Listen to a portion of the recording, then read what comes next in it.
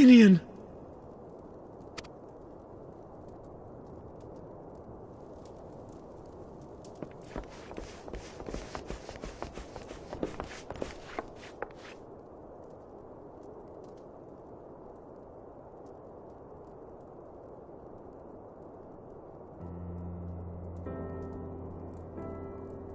Cease your mewling, boy.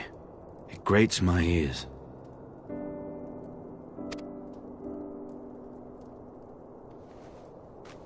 Forgive me. When I saw you awaken, I could not... It was such a relief. We feared you might never wake up. Now, Astinian. If Master Alphinaud thought any less of you, you would still be Nidhogg's plaything. Or dead.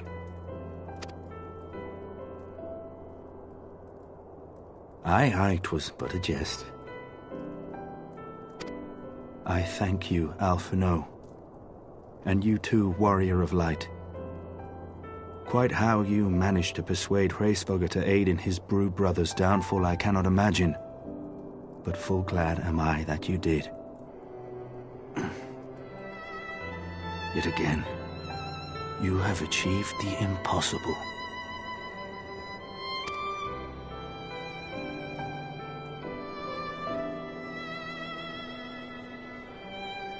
I, for my part, owe you an apology. When last we met, I did willingly loose an arrow at your heart. Can you forgive me? There is naught to forgive, Hameric. You but acted in defense of Ishgard as is your duty. Were you any less single-minded about it, I would not follow you into battle, nor trust you at my back.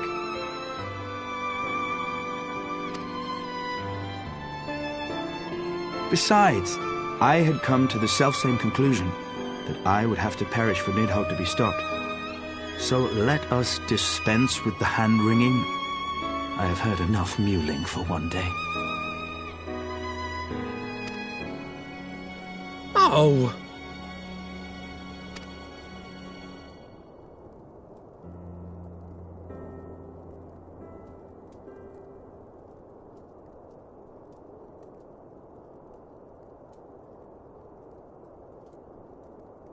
The tendrils of Nidhogg's foul presence bound up every fiber of my being, usurping my senses, but I yet retained some trace of awareness.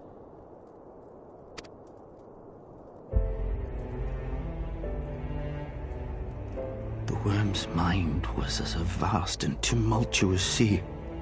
Endlessly its black waters churned, his grief and despair at Ratatoska's murder never calming, never receding. Driven by this surging current came wave upon wave of unrelenting rancor.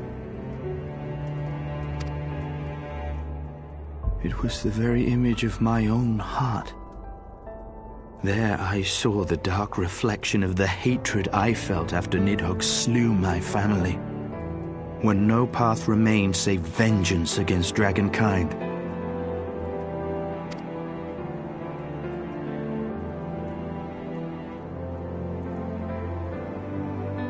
Neither one of us had a choice. But I was blessed with something Nidhogg was not. Comrades and teachers to console and admonish me.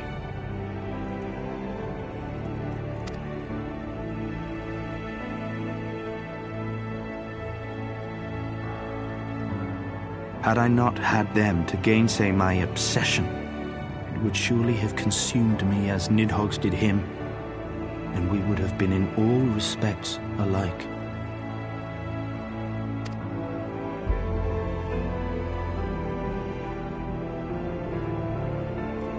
Though his shade is banished, his spirit scattered upon the sea of clouds, I feel no joy at his passing. Where once I craved vengeance, I now crave rest.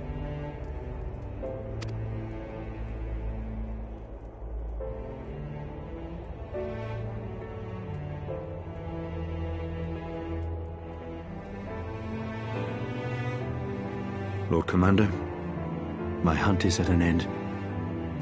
I would lay down the mantle of Azure Dragoon.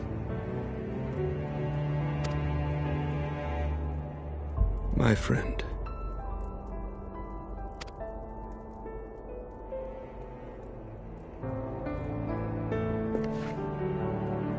He has tired himself with too many words.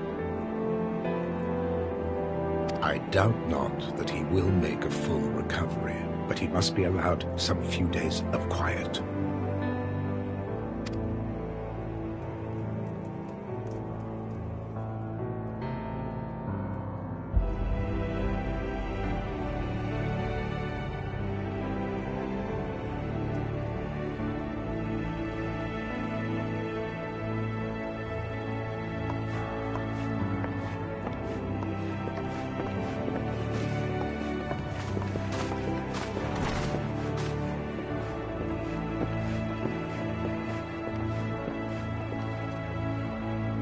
I too must see my path to its end.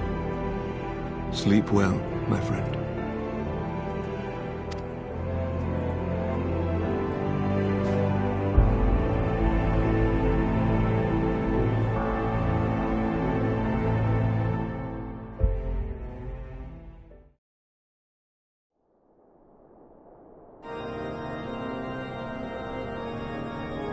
Following the battle with Nidhogg on the Steps of Faith, Sir Emeric called an assembly that he might make his final proclamation as acting head of state.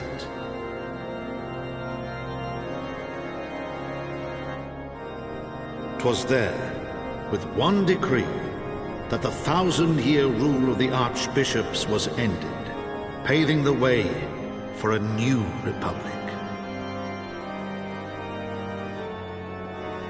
The governance of Ishgard would now be placed in the hands of high and lowborn alike, their ranks represented by the newly founded House of Lords and House of Commons. Church was separated from state. The foundation for change had been carefully laid, and the reforms proposed by Ishgard's new government passed into law without incident.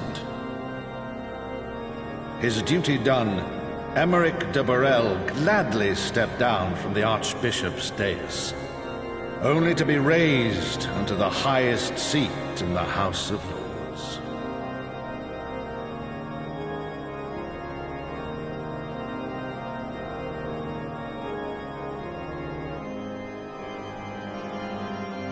Though he strove at first to refuse this honor, the unexpectedly strident voice of the Count de Durandare left him little choice but to accept.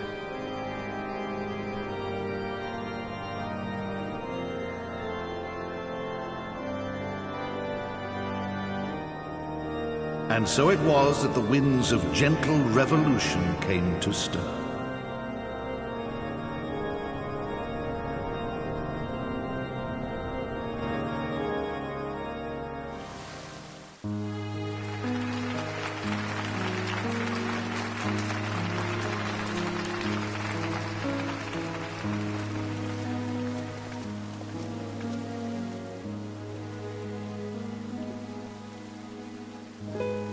Prominent among the many honored guests at Sir Emeric's investiture were the ambassadors of Dragonkind, a fitting symbol of Ishgard's newfound peace.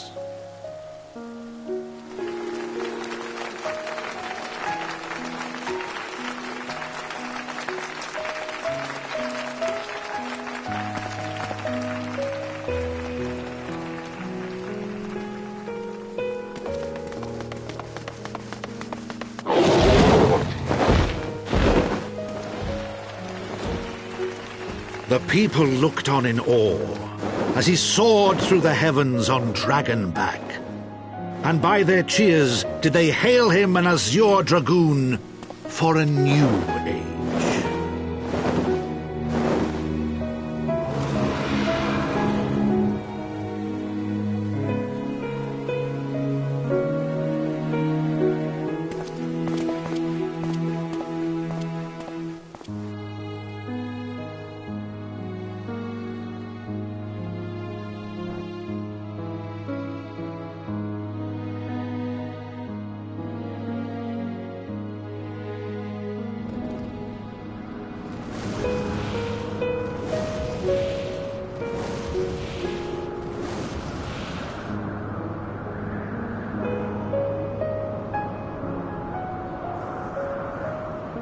Thus were the notes of the dragon song rewritten, the din of war giving way to a rising litany of peace and hope.